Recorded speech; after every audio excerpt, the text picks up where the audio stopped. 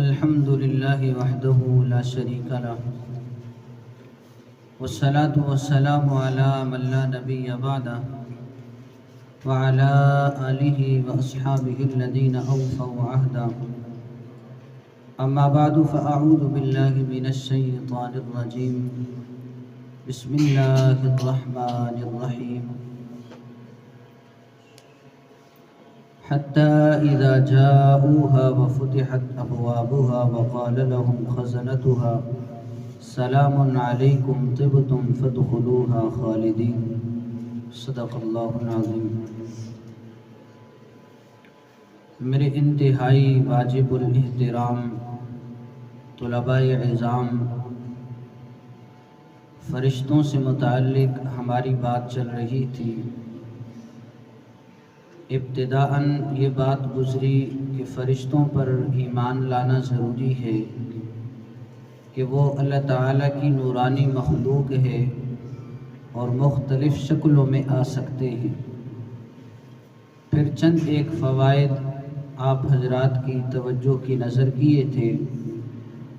ابھی ہم فرشتوں کی ذمہ داریاں پڑھ رہے تھے تو ان میں سے چند ایک ذمہ داریاں آج کے درس کا حصہ بنے گی.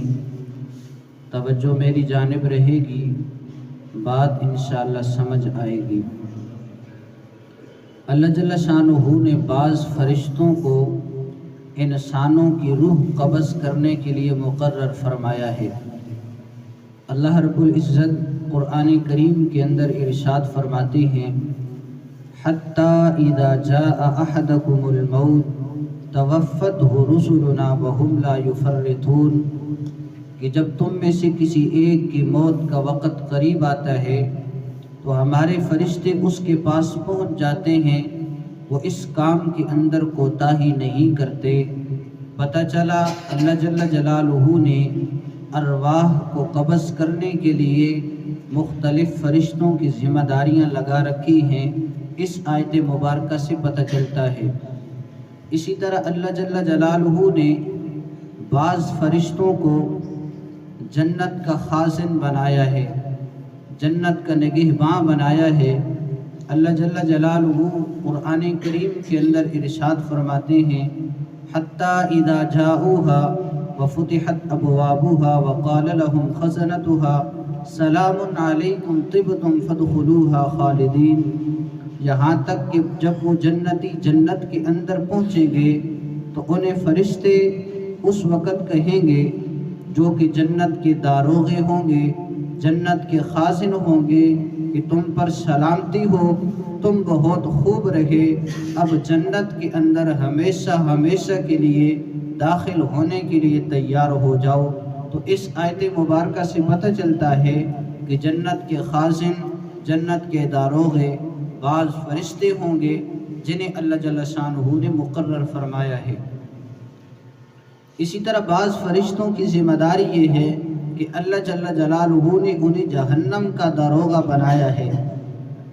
آیت مبارکہ ہے حَتَّى إِذَا جَاءُوهَا فُتِحَتْ أَبْوَابُهَا وَقَالَ لَهُمْ خَزَنَتُهَا أَلَمْ يَأْتِكُمْ رُسُلٌ مِّنْكُمْ، کہ جب وہ جہنمی جہنم کے اندر پہنچیں گے تو اس وقت ان کے سامنے آسمان کے دروازے کھولے جائیں گے. جہنم کے داروغے ان سے کہیں گے الم یأتکم رسل منکم، کیا تم میں سے تمہارے پاس کوئی رسول نہیں آیا تھا جس نے تمہیں سمجھایا ہو، عقیدہ توحید تمہارے سامنے رکھا ہو، عقیدہ رسالت، عقیدہ آخرت پر گفتگو کی ہو. تو یہ جہنم کے داروغے ہیں جو ان جہنمیوں سے گفتگو کریں گے، بات کریں گے. اس آیت مبارکہ سے پتہ چلا کہ بعض فرشتوں کی ذمہ داری جہنم پر لگائی جائے گی. اس آیت مبارکہ سے معلوم ہوتا ہے. اسی طرح بعض فرشتے عرش الہی کو اٹھائے ہوئے ہیں. اللہ رب العزت قرآن کریم کے اندر ارشاد فرماتے ہیں الذین یحملون العرش ومن حولہ یسبحون بحمد ربہم ویؤمنون بہ وَيَسْتَغْفِرُونَ لِلَّذِينَ آمَنُوا.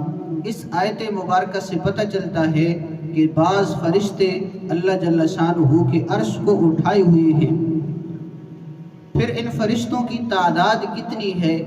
تو قرآن و حدیث کے اندر کوئی خاص تعداد بیان نہیں کی گئی، لیکن بعض اوقات بعض کاموں کے اندر، خاص اوقات کے اندر چند فرشتوں کی تعداد قرآن و حدیث کے اندر بیان کی گئی ہے، جس سے پتہ چلتا ہے کہ اس جگہ اس کام کے لیے اتنے فرشتے مقرر ہیں اور ان کی تعداد یہ ہے۔ ویسے تعداد متعین نہیں ہے، فرشتوں کی تعداد کتنی ہے یہ اللہ کو معلوم ہے، لیکن بعض مقامات پر اور بعض اوقات کے اندر جو فرشتے کام کر رہے ہیں قرآن و حدیث سے پتہ چلتا ہے کہ ان کی تعداد اتنی ہے۔ جس طرح کہ حاملین عرش فرشتوں کی تعداد سے متعلق اللہ رب العزت کا فرمان موجود ہے، وَيَحْمِلُ عَرْشَ رَبِّكَ فَوْقَهُمْ يَوْمَئِذٍ ثَمَانِيَةٌ کہ اللہ جل شانہ کے عرش کو اس دن 8 فرشتے اٹھائے ہوئے ہوں گے۔